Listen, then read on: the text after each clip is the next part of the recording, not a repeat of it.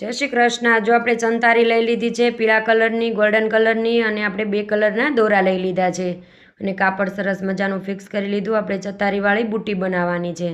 સંતારી અંદર લેતા જશું અને સરસ મજાના ટાંકા લઈ અને નાનું એવું ફ્લાવર બનાવીશું। પછી એમાંથી આપણે બુટ્ટી બનાવી લઈશું, જે આખી ગ્રીન કલરના દોરાથી ડાળી પાંદડા કરી અને સરસ મજાનો પેજ તૈયાર કરી દઈશું।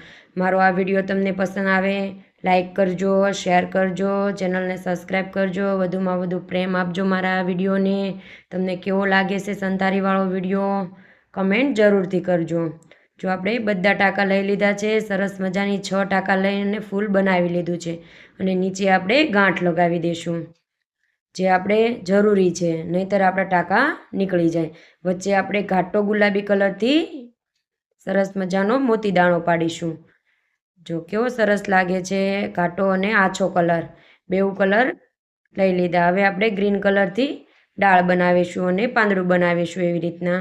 જો અહીંયાથી આપણે સૂઈ નાખશું અને વચ્ચે કાઢી લઈશું અને હવે નીચે જવા દઈશું અને સરસ મજાની ડાળી તૈયાર થઈ ગઈ છે। જો આપણું સરસ મજાનું બુટ્ટી તૈયાર થઈ ગઈ, સાડી, ડ્રેસ, બ્લાઉઝ બધામાં કરી શકાય એવી સરસ મજાની બુટ્ટી, ડ્રેસના નેક પર કરી શકો। લાઈક કરી દેજો।